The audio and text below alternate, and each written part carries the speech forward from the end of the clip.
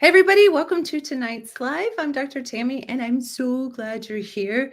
This is one of my favorite topics, which is lifestyle, but always related to hormones, right? So, how do we have the most blessed, amazing life? And I think that one of those ways is to focus on relationship. So I am no guru in relationships. I make mistakes just like everybody else. So I am never going to tell you that I have all the answers or even most of the answers. But I think we're all just doing the best that we can. And I love this saying, we're walking each other home in the dark. And that's about the best that we can do. But one of the most common New Year's resolutions, and it's funny because they say about 40% of people don't even make New Year's resolutions, but one of the most common resolutions is focus on family and relationships. They say about 20%. So, if that's your focus, that's great, but we have to figure out a way to get specific with that because I think that's when goals don't really pan out. I mean, it's just a goal without a plan is just, you know, a dream. So you have to have a very specific plan and very specific systems. So that's what I want to share with you tonight. And there are different ways to go about this, but I think the old way of the SMART goals, the attainable and the measurable and all that are nice.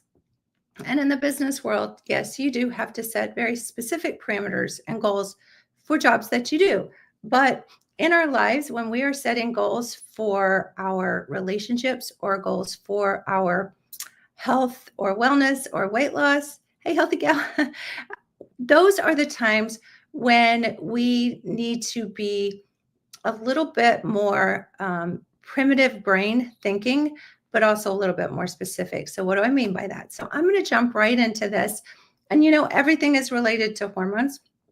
So, I have to say that if your hormones aren't balanced and you're menopausal, our plan is to get every woman who is postmenopausal the help that they need with testing and hormones because if you are in that place where your hormones are, we call it ovarian failure. That's just what it is. And I always have to open this up by getting people to understand that menopause is just a term, a definition that means a year without periods. What we are really dealing with is the time after we stop having periods. Our ovaries literally shut down and we are in ovarian failure. So that's the terminology. That's the message that I'm trying to bring so that especially women who are in ovarian failure or what I call hormone depletion syndrome can get the help that they need. Because all of this goal setting and all of this fun stuff that I'm going to talk about tonight means absolutely nothing if you feel like crap. And you will absolutely feel like crap when you're in ovarian failure. 100% of women will go through it. And 100% of women on some level will feel like crap. And so, what's the definition of crap? Is that just because you push through it and you're highly motivated? Or is the definition of crap just gaining weight, not sleeping, night sweats, aging of the skin, peeing your pants? I mean, all the things that happen when we're in ovarian failure. So, some people say, oh, I got through it just fine, but they don't realize all the symptoms of menopause. If you are a woman who has something called estrogen dominance, or you've had trouble with your periods or endometriosis or PCOS, all of those things also are hormone imbalance. And those things need to be balanced before you can even take that next step. Oh, Healthy Gal says, I got my hormone test today. Yay. I love that. I'm so excited for you. So what she's talking about, if rainy, stormy Tennessee. Yeah, I think it's rainy, stormy here in Arkansas too. Yeah, it's my fiance said it was raining like, I don't know, what did you say, honey? It was like 5 inches or something like that. He's actually in outside Little Rock, so he's moderating from many miles away. But anyway, yeah, he said it was a crazy rainy day. But yeah, what Healthy Gal was talking about, and Healthy Gal, I'm sorry if you don't care, if you'll just put your first name so I'll know. I see you're in my tribe. I love you. It's kind of weird to call you Healthy Gal all the time. But she's talking about a hormone test kit. So if you have hormone issues and you are meeting resistance, which many, many, many women do, from a study in 2002 that was absolutely misused and misrepresented. But if you are suffering, this is the test kit that she was talking about, and you can get this, and it's a saliva test, it's a home lab test. It is a Carol. Okay, yay. Hi, Carol. I love that. But yeah, so it's a saliva test. It's an FDA approved laboratory. They have all the third party testing and everything. So people are like, really, saliva? But yeah, so you just put your saliva in this tube, you mail it in, and then we get your results. And then we have bioidentical hormones that we can put you on that are amazing. And you can get that balance back. So even if you aren't in ovarian failure, I mean, if you're in ovarian failure, we can replace all this stuff. Like if you didn't have a thyroid, we'd give you thyroid hormone. So we can give you ovarian hormones. And if you are perimenopausal or have estrogen dominance or progesterone deficiency symptoms, that's our specialty as well too. So we want to get you feeling better. Okay, so that's what she was talking about. Yay. Hi, Tacoma. How are you? Hey, you guys, if you want, just as we go along, tell me where you're from. Just put in your state so I can kind of see where everybody's from. I love watching after the lives on our website when the kits come in, the kit sales, because it's just so exciting to be able to help you guys. And it's like from all over the US, or when we pack our kits and stuff. Alabama. Yay, I love Alabama. West Virginia. I think I do that on you, Misty. And New Jersey. Oh, wow. Indianapolis. I love that. All over the place. Indianapolis, that's not too far from us. Yeah. Okay, cool. All right. Memphis. Memphis is really close. Washington State. Love it. Okay. All right. So you guys ready to learn about the new way to actually make things happen for you in the new year? And I am very passionate about goal setting, but I have really struggled with goal setting because other things tend to get in the way, right? And I'm really hard on myself. I don't know if you guys are hard on yourself too. I always think that I am my biggest enemy because I want to succeed. And I don't know if you've done the Enneagram stuff. This has just been fascinating to me lately to kind of understand my personality a little bit better. So I'm a 3, if you know what that is. I don't know if you guys have done it. Put your Enneagram number in if you've done it. But so highly driven. And with that comes just that whole feeling of a 7. Cool. Live, love, laugh. Yeah, you got a kid too. I love it. Yay. We're going to get your hormones fixed, girl. But yeah, so highly driven, but highly driven people are really hard on themselves too. So the thing that really makes this work, and if you need to leave at any point, we always have the replays. And I'll tell you, I'm here at 7:00 every night. But if you need to leave, I just want to tell you one thing that you need to know to make resolutions work, setting goals work. And it is really the only thing you need. Lost my drive. Okay, we're going to fix that. You need some hormones, right? The drive to set your goals. And that one thing is systems. Systems are so, so important. And it's one thing that it's taken me like 55 years just button up against the wall to realize that it's all about systems. And there's this book I read not too long ago. It's called The Entrepreneurial Myth. And basically, it's kind of the business owner's myth that you think that you want to stop working for someone else. And you think that going into business for yourself will solve all your problems. But then it just doesn't, right? Then you're just self-employed. And so one of the things they talk about in that book is systems. And for example, McDonald's as a system, right? If someone just one day started putting barbecue sauce on the Big Mac, that would be a tremendous break in the system, right? And the beauty of systems is they are habits that are created that you don't need discipline when you create habits. So that's one thing I'm going to talk about. A 2 on the Enneagram. Oh, that's awesome. Yeah, my fiance is a 2 as well, a giver, a supporter. So that's why he's my moderator. And he is just now saying, if you would tap the screen and show some love, those little hearts come up and it sends it out to someone else. And before I get in the meat too much, if you could do that little side arrow thing, it shares it out to your community too. So if you know anybody who could benefit from this, I feel like it's all downloads from God and the message goes out. So I just kind of am the conduit for that. So if you want to share this and or share the replay tomorrow, yay! I got a heart. Thank you, thank you. Okay, just got the #1 gifter badge. Yay, Miss Vivian, I love that. Thank you, thank you, thank you, thank you. And Elaine's here. Yay, I love that. Okay, sorry, I just get so caught up. I love you guys so much. You're so my tribe. It's awesome. Okay. So back to systems. So if you need to leave at any point, just know that the biggest thing is your systems. And so they say that if you have habits, you don't need discipline. Love you too. If you have habits, you don't need discipline. So we're going to talk a little bit about how to create habits. And the main focus of tonight, I want to stay with relationships because we've talked about weight loss, talked about exercise. So tonight, the kind of third thing on the list that people really focus on is I want to have better relationships in 2025. And we are creatures of connection. And it's just like on a cellular level, our cells are dependent on every other cell in our body to survive.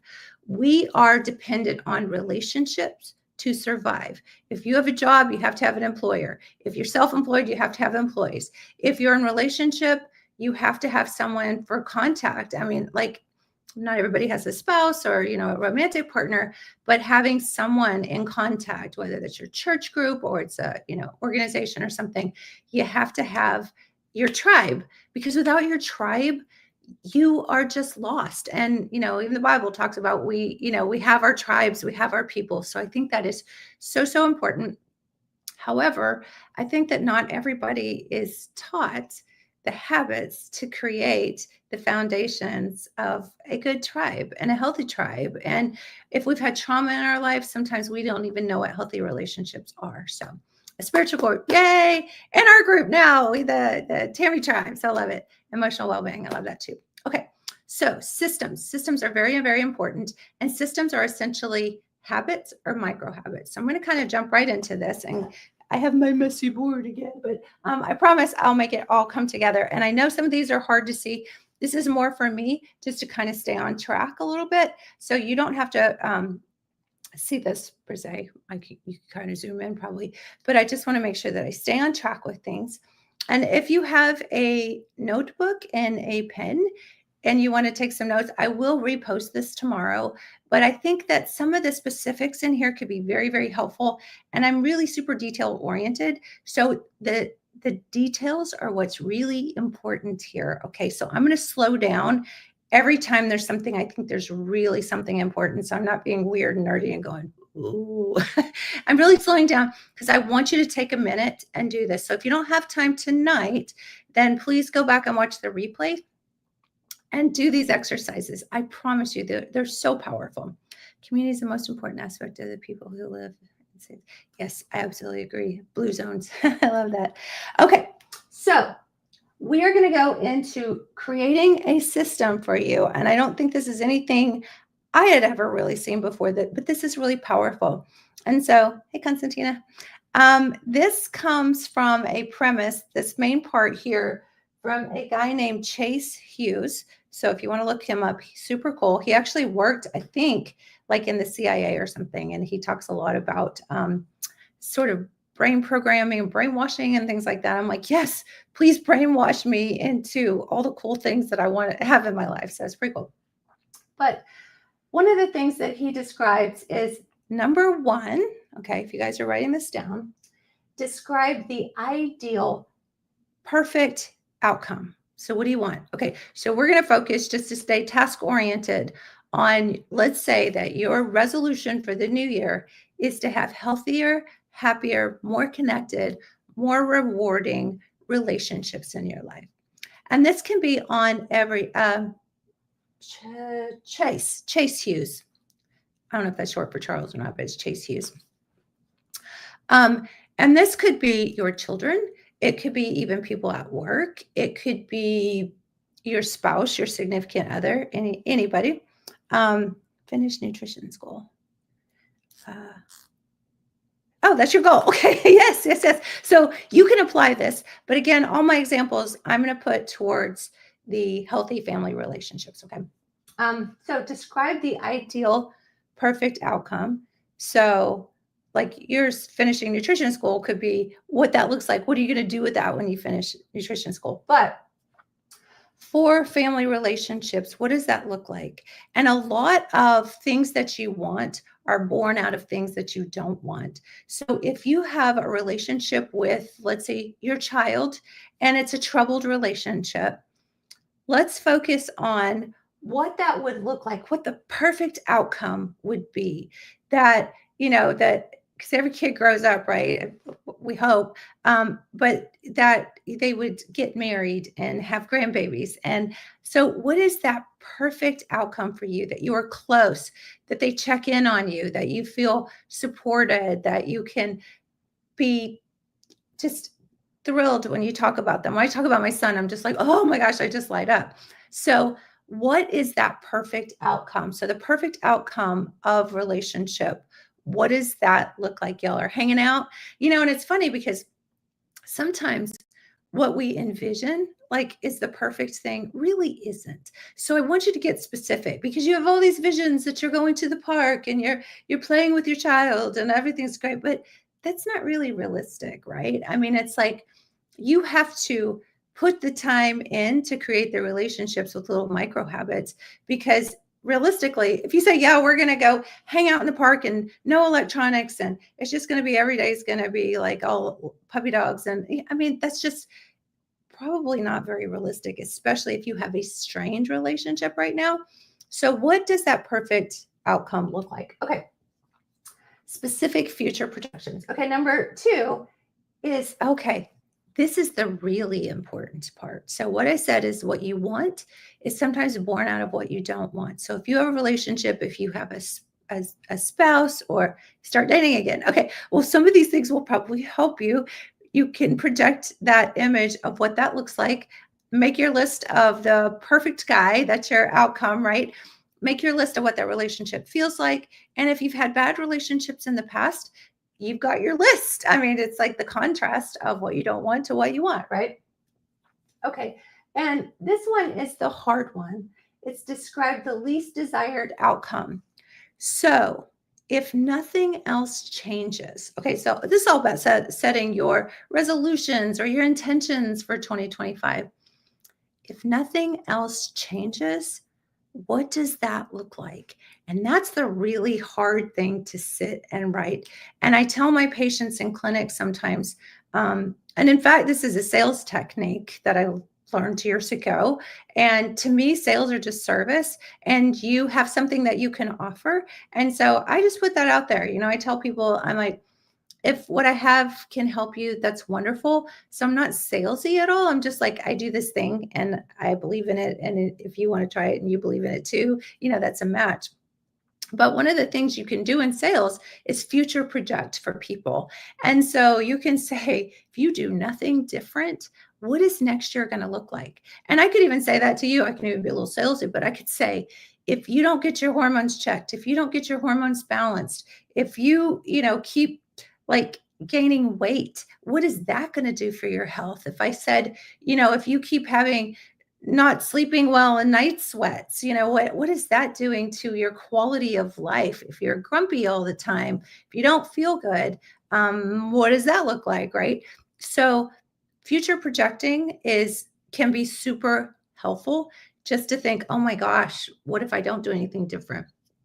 And one of the problem, hey Crystal, I love you, my little garage rats girl. Yeah, if I do nothing different, what does that look like? And like Crystal's a personal trainer. So, when people go to her and they're frumpy and fluffy, and my son lost like 60 pounds with Crystal.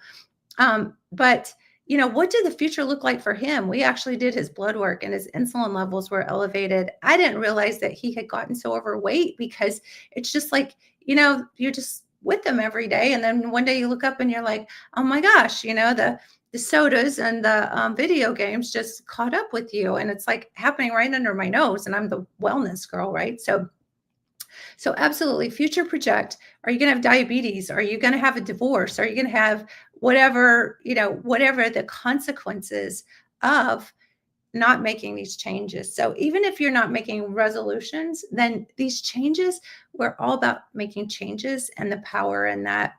And I think it's really interesting. I actually went back and looked up the origin of New Year's resolutions, and it was kind of like paying penance to God and saying, oh man, I really messed up last year. I'm going to do better this year. So it was really more of a promise to yourself to do better, or a promise to God to do better too. So balanced blood sugar family. I love that. Yes. And that's a lofty goal for sure. Okay. So if nothing changes, are you going to keep getting overweight? Are you going to get diabetes? And so really it's kind of that moment of truth when I talk to patients like that, because I think the main thing that I do is really instill hope and possibility in people. So for the first time, they're like, oh my gosh, I can get my hormones back. I can get my hormones balanced, And so that's powerful, right? To have hope. Okay. So number 3 is milestones and habits. So what are those milestones? What does that look like? So, a milestone in a relationship could be, I want my child to graduate high school. I want my child to graduate college. And what am I going to do? How is my relationship going to affect that? That we're going to have a healthy, loving relationship through all that. And in relationship, future project a wedding, right? My child's going to get married or have grandchildren.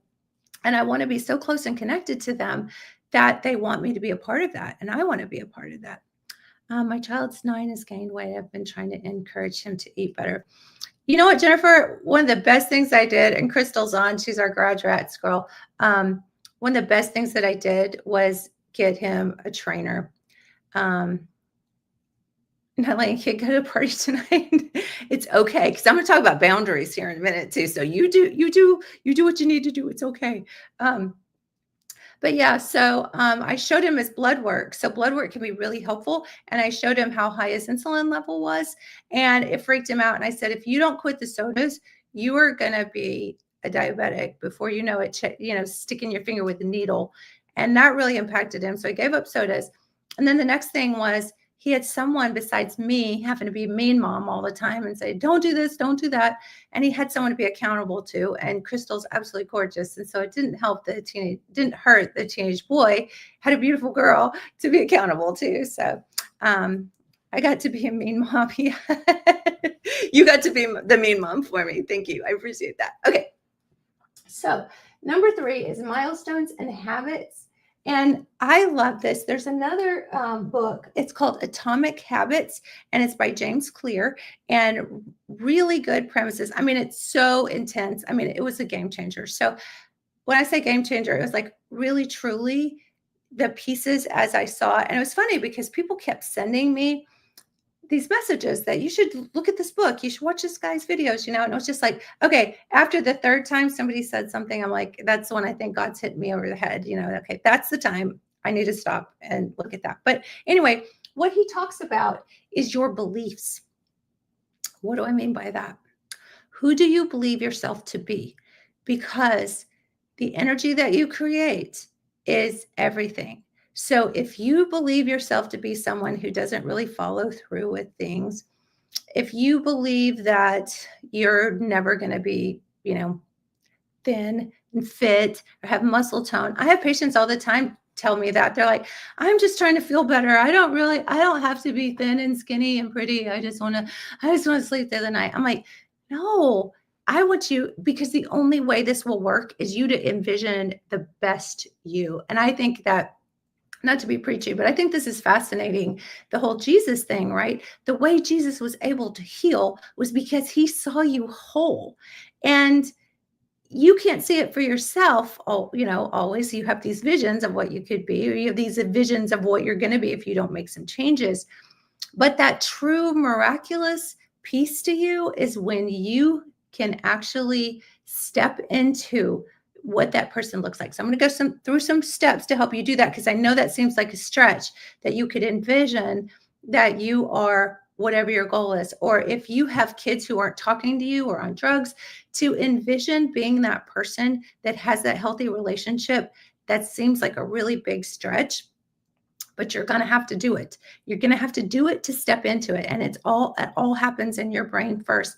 And they have showed that athletes who envision things actually step into it. So, Jennifer, love that. Yay. Okay. So the next thing is just creating the habits that will help you step into that. And I love that you don't need discipline if you have habits. Okay. So discipline is pushing through something that you don't want to do. Habit is something that you just do because you just do it. And so project our realities. Yes, yes, I agree with that. Okay, so how are you going to create these habits? Well, first of all, it is you need to define what it is that you want. So if you want healthier relationships with your family members, spouse, friends, sisters, brothers, whatever the case may be, you're going to have to set up some systems. And what do I mean by systems? So here are some of the systems that we're going to go through. And number one is routines and rituals. For me, with exercise, every weekday when I wake up, I know that I have just a little bit of time to do my gratitude journaling and Bible reading, whatever I'm going to do. And then I know when that clock hits 7:30, no matter what I'm doing, I close it and I go downstairs and I do my workout. That's a habit. And once it's in here. Once it's a part of your identity, I identify as someone who exercises, right? And when you say, I'm going to make the habit to create these systems to have better relationships with my family, you just identify with someone who's really focused on having relationships with your family or your friends or whatever the case may be. So routines and rituals are part of that. So we've kind of started, my son's 20, he's home from college for the winter break.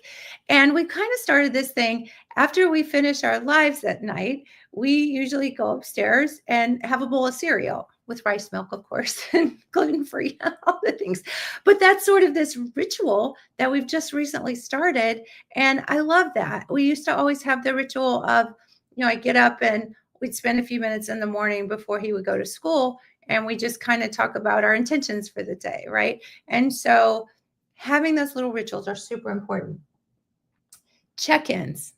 Check-ins are very, very important. And sometimes that's just a text to say, I love you. I'm thinking about you.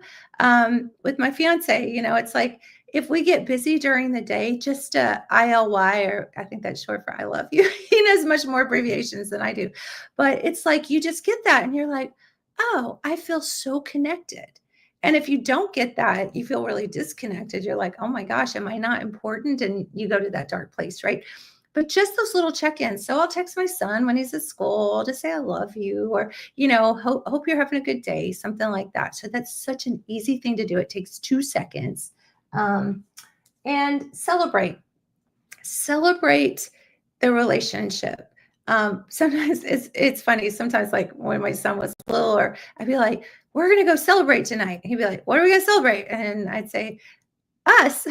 So we go his favorite restaurant or something like that. And it's like I was just so celebratory about having such an awesome kid, right? So gratitude, express gratitude, tell them what you appreciate about them. Just don't say, I'm grateful for you.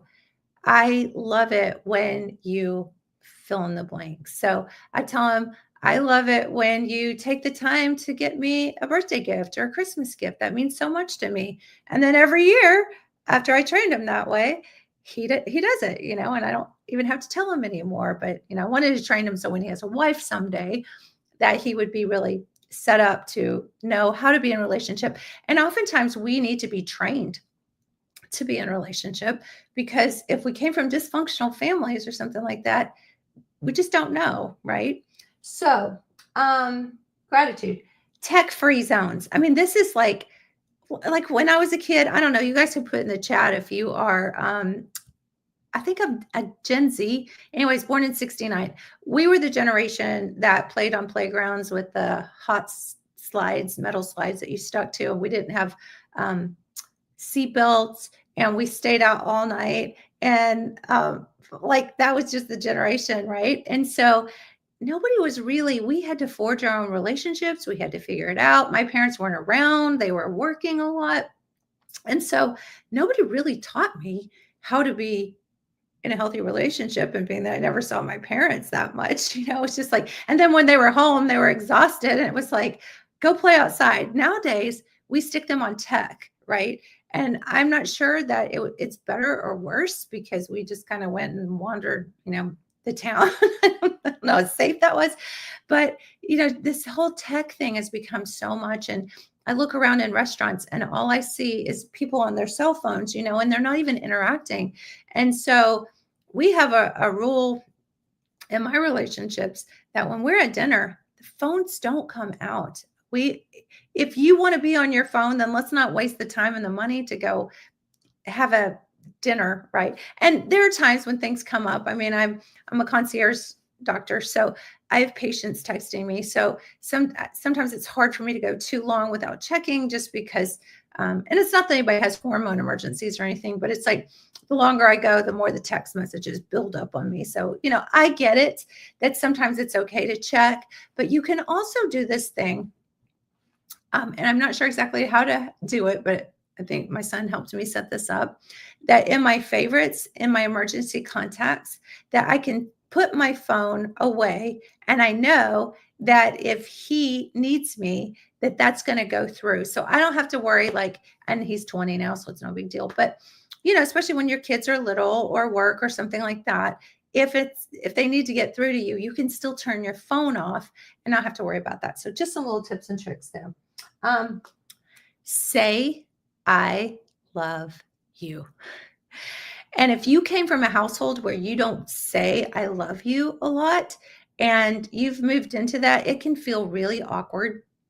But I am a say, I love you girl. And I fortunately did grow up with a mom who was always saying, I love you. I mean, it was, I love you, I love you, I love you. And it was super sincere. So there's a difference in saying I love you and it being sincere and it not being sincere. So say you love people. If you feel it, say it.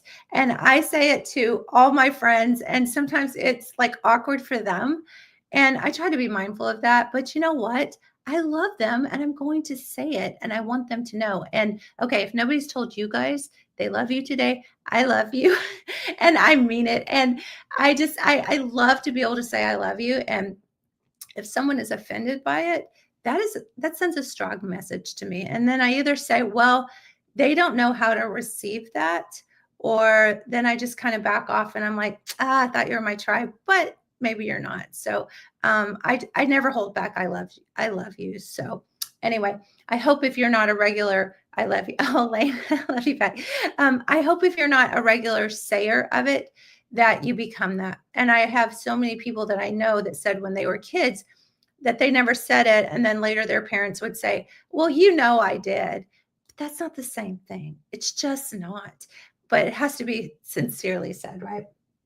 Okay. Boundaries. There's a great book called Boundaries, and there's two authors, McLeod and I think it's Townsend. I don't remember. Game-changing book. You got to get it. It's wonderful. It's from a Christian perspective. But one of the things it talks about is boundaries. And so a lot of people think they have to be friends with their kids. And I love my child and he's an adult now, but it's just, I'm still the mom. I'm still responsible for having good boundaries with him. And you guys were talking about keeping your child from going to a party. Boundaries are healthy. Boundaries are healthy in relationships. Saying that doesn't work for me, or, just having communication. But boundaries are healthy. Fences are healthy, keep healthy neighbors, right? So it's okay to have your boundaries. Kindness. I used to always say, kindness is my religion. So, people ask me what denomination, I would say kindness. So I think that's so important. And love is often diluted with punishment, or it's, you're related to this thing like you've loved people in the past, but they've hurt you. So love sort of becomes this diluted, it feels weird. I don't know. Can I trust you? Is this sincere? But kindness is consistent. It's always consistent. And if you're showing kindness and then you tell someone you love them, they're going to believe you, right? So and it's a healing energy too. Hugs, hugs, hugs, hugs. I am such a hugger. I just love to hug. I don't really like the handshake because it's all germs and weird stuff. I guess that's one good thing we had in the last couple of years is people kind of stopped shaking hands. And being a doctor, I'm like, all the germs, but no, I'm fine with shaking hands. But hugs are so much more wonderful to me and they just feel better. And I'm going to talk about 3 hormones in a minute that you absolutely have to know about because I'm the hormone queen, so I have to go to that. But there is a hormone called oxytocin that is released during a hug. And so if you need that calm, happy hormone to be released in your brain, there's nothing to do it like a hug. And that's kind of another thing that I hear people say that in their families. I came from a very affectionate family. My brothers, we're all huggers, all said, I love you. But I know some families that not only did they not get told they were loved, but they also didn't get hugged.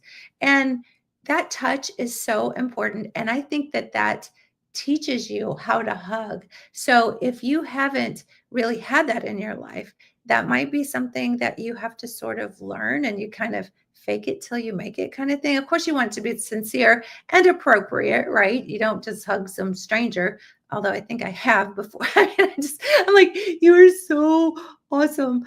Like I had a homeless lady one time and she was just being so sweet. And I was like, oh, you're just so awesome. Just your attitude is just great. So, but yeah, so hugging is tricky. You want it to be appropriate. In the business world, are you going to hug your boss if you have that, boundary that seems very professional? So no, but or pet. Yes, pets are great for that. I have 4 cats. They always want hugs. So pets are wonderful. Okay. And the last one on this systems or behaviors or habits is my favorite. Bragging. I love to brag. I love to brag. And this was something that my fiance and I were talking about the other day is that it feels really good when you are in earshot and you are bragging about that person you love. And I don't even mean talking good about them. I'm saying brag. And I know brag is like a bad word and don't brag. Don't brag. I got this new purse. Don't brag. I just made a, partner in my firm or whatever. That's not the kind of bragging I'm talking about. I'm talking about saying things like, oh my gosh. Oh, okay. Here's an example too. This is what I love to do. Like we were at some friend's house and I was with my son and we were dropping off some Christmas gifts and they were having like little hors d'oeuvres and stuff. And so I sat down and I'm talking about how smart Donnie is and, how he's doing so well in school and talking about his talents and stuff. And I'm bragging. I'm so bragging, but I'm doing it right in front of him. And this friend that I was talking to absolutely knew, how much I love him. And I was doing it sweetly. I wasn't doing like the difference in bragging and hurting someone is you're setting yourself up to be better than them or like, oh yeah, well, I've got this. Bragging in this sense I'm talking about is to really build someone up. So that's the bragging I'm talking about. So talking about my son in front of him was to build him up. And it was very, very sincere.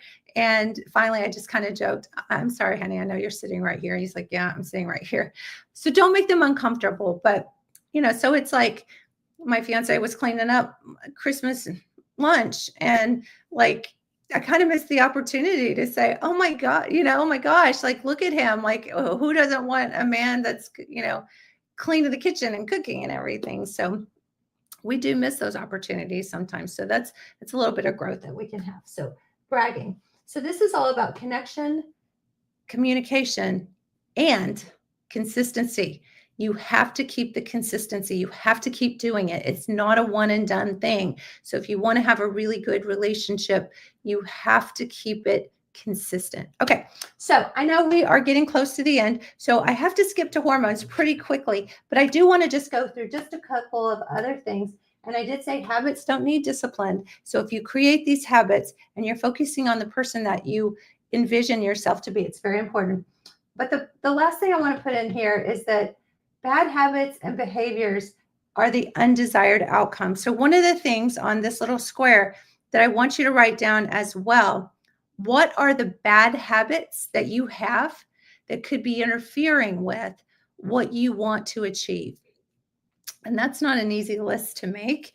And it's really self deprecating and it feels gross. And nobody wants to look at that. Nobody wants to look at, I'm eating donuts for breakfast. That's a bad habit that's causing me to gain weight. Nobody wants to look at what you're not doing. But I think you have to really get real with yourself and you really have to call out, these are the habits. And if you eat a donut and a Starbucks mocha latte, huge thing every day, you're absolutely going to have a different outcome in your life than if you did intermittent fasting and just had a protein shake for breakfast and worked out, right? I mean, that's just a very different outcome. So look seriously. And some of the things you might not even realize that you're doing. If you have a habit of not telling your kid how proud of them you are, then that's a habit that's very detrimental to the relationship. If you have a habit of getting busy throughout the day and not sending a little love text to somebody you're very close to, that habit is going to create an outcome over time. And if that's not the outcome that you want, it's something that you have to really look at because some of those things can become so automatic. So if you can make a habit automatic to work for you, you also have to look at the habits that are automatic that are getting in your way. Okay, so let's get to brainwashing, because that's the best way to change a habit, right? Brainwash yourself, right? So hypnosis. So brainwashing. Okay, so we have to, in the most primitive part of your brain, if you really want this to work and set up the stage for goal setting, I'm a huge proponent of using your primitive brainstem mammalian brain to work for you because your cognitive brain is always busy, always going to talk you out of stuff, always going to tell you you're not good enough, all those messages. But the brainstem is wired for protection and it's wired to keep you alive and keep you relevant, right? Okay, so what do I mean by that? So in the brainstem, we have memories stored, and these can be generational memories. So you're always looking for a threat.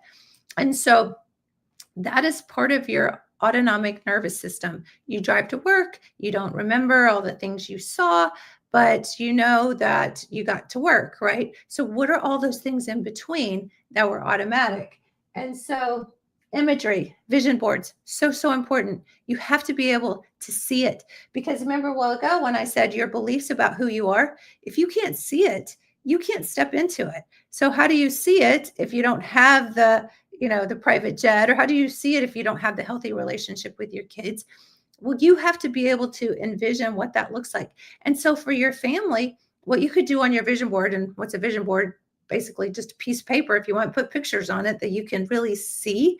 But maybe that's a healthy family that's hugging and loving and laughing and having a good time or taking a hike.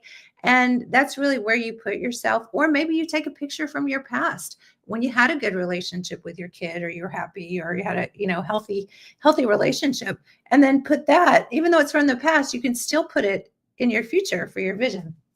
Okay.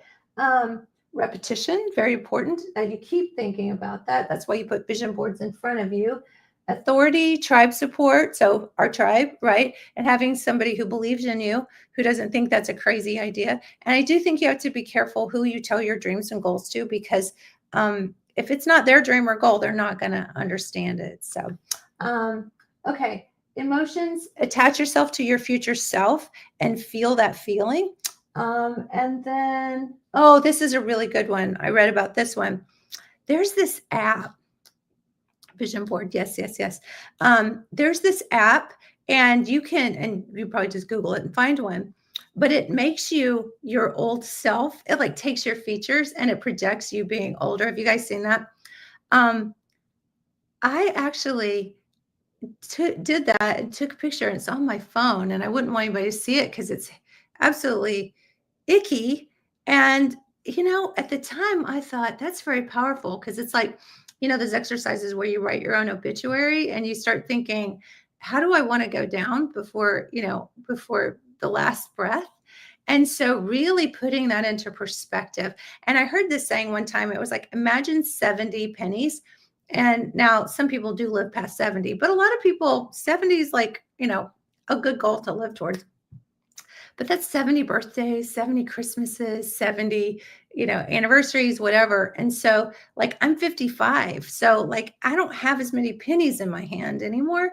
And so, really focusing on who do I want to be? What do I want these relationships to look like? And keeping those as healthy as possible. And then my big hairy goal is 50% of women getting their hormones fixed before I check out. So that's a huge lofty goal. And I'm very, very dedicated to it. So, anyway, as we take a little break, I will do the little plug for our hormone test kit.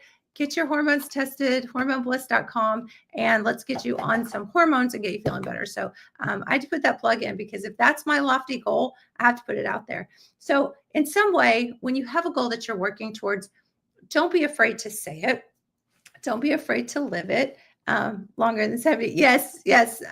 Most people are. I think that's wonderful. My fiance's dad is in his 90s. So it's like, it's wonderful. And that's my goal too. Of course, I want to be healthy. So that's my biggest goal. And that's why I take my hormones.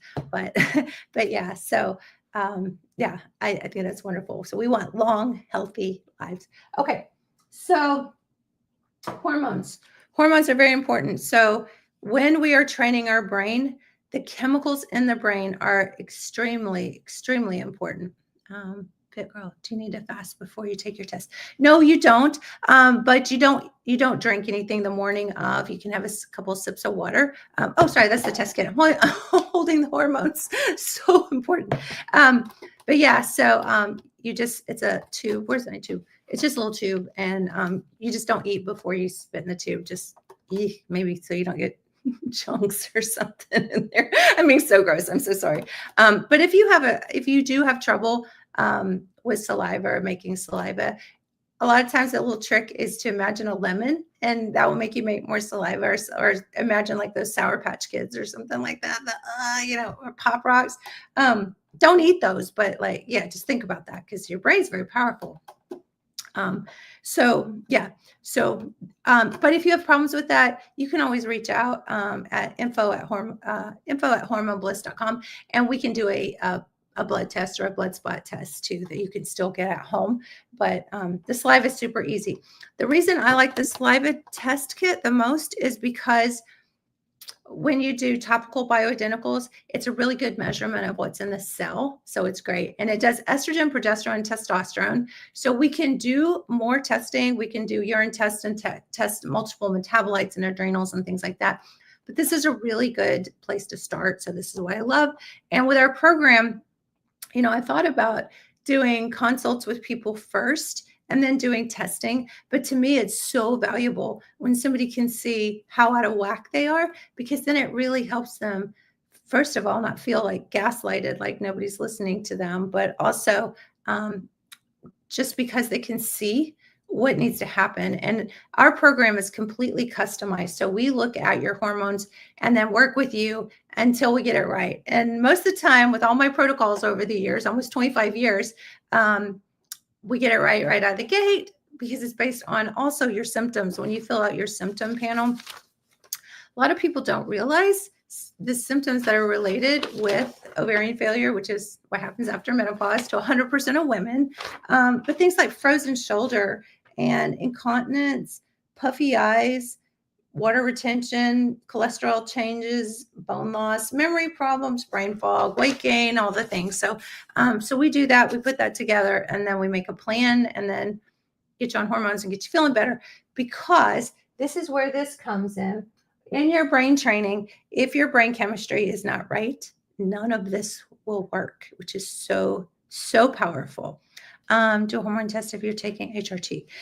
If you're taking HRT and you're not feeling like really good, then we do need to check, because if you feel like they're not doing it right or they're not listening to you, then yeah, we need to go ahead and test so we can show you what's not right. And a lot of doctors are like, oh, you don't need a test.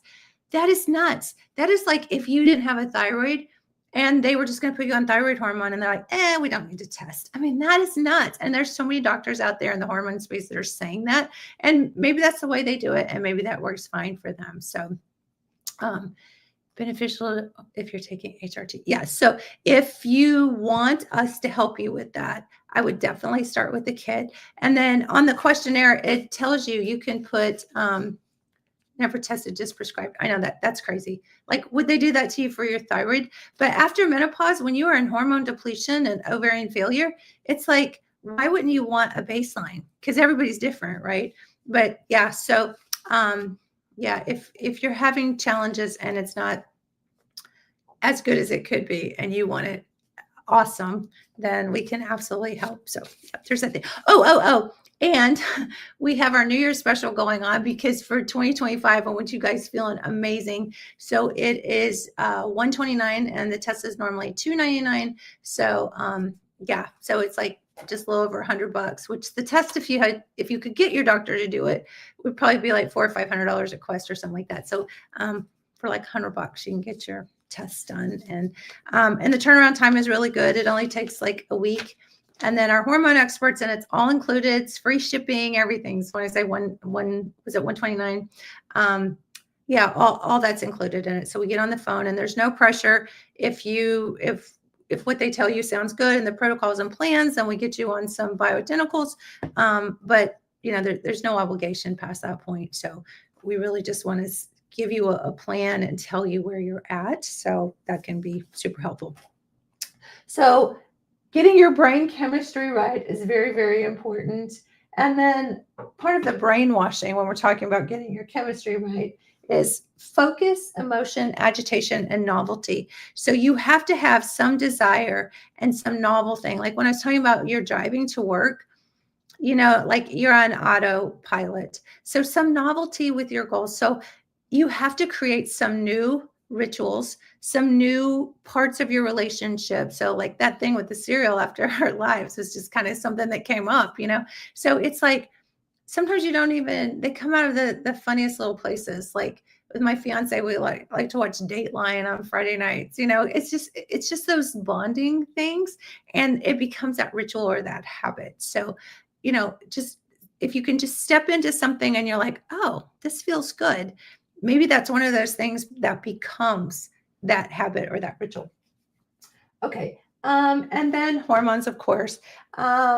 Oxytocin is that bonding hormone. It is your stress relief hormone. It is the hormone that is made when a baby is bonding with the mom. It's part of the breastfeeding pathway. And so as soon as the oxytocin kicks in, then you also have the letdown for milk. And so that whole bonding experience is like the baby cries, the mom holds it, the baby's secreting cortisol, which is the stress hormone, the mom calms it. If you have cortisol belly, oxytocin is really important to balance that. And you know what the main stimulator or the main thing that causes oxytocin to be released? Estrogen. That is why when we think about women being, crying at sad movies and things like that, it is connection. Why are we crying? We are crying because we have emotion, because we have empathy, because we're feeling what they're feeling in that state. And so estrogen is the hormone that drives oxytocin, which is your safety, your let down your threat, feel good, feel calm the adrenaline response, calm that cortisol response. And that is why after menopause and ovarian failure, without any estrogen, which the ovaries literally dry up, I'm not even kidding you. Ask any radiologist who reads ultrasounds on a woman over the age of 60 if they can see her ovaries anymore, and they'll tell you, no, they're dried up, they're gone. So it's just like if you have a thyroid, you don't have ovaries anymore. And that estrogen production is just not what it was. Now you have adrenal glands, that's sort of the backup plan. But if you have any sort of compromise to your stress system, the adrenals don't work properly. So literally on lab tests, we'll check people, their estrogen will be like zero, like non-detectable. There's a little graph we put in there so you can see over time, because we track this, treat, and then recheck. But it's like unbelievable how low the levels will be because you don't have ovaries anymore. And if you need ovaries to make your oxytocin, you're never going to feel that cuddle, happy stress relief. So super important. Okay, adrenaline is that adrenal hormone that's like epinephrine, that's sort of like what stimulants are. Kind of caffeine stimulates adrenaline. Or if you are driving and someone pulls out in front of you, that's an adrenaline response. That's when you just feel hyped up. Or people who like to, high impact thrill seekers, there's a lot of adrenaline. Adrenaline can be a little addictive for some people. But one of the main things that helps modulate adrenaline is estrogen. So you start to see a theme here. So very, very important. And oxytocin calms adrenaline. So it's sort of this, everything's attached, right? It's like you are not just one organ. You're not just one endocrine organ. You are a whole system of organs. And then there's dopamine. Dopamine is your main passion hormone. It is when you feel over the moon excited. That's the puppy love. That's the beginning stages when you're first connecting with someone. That's when your child graduates high school and you're just like, oh, I'm so proud. Dopamine is that. Dopamine is the best chocolate chip cookies ever. Dopamine is just your feel good, feel good, feel good. And dopamine then breaks down into serotonin.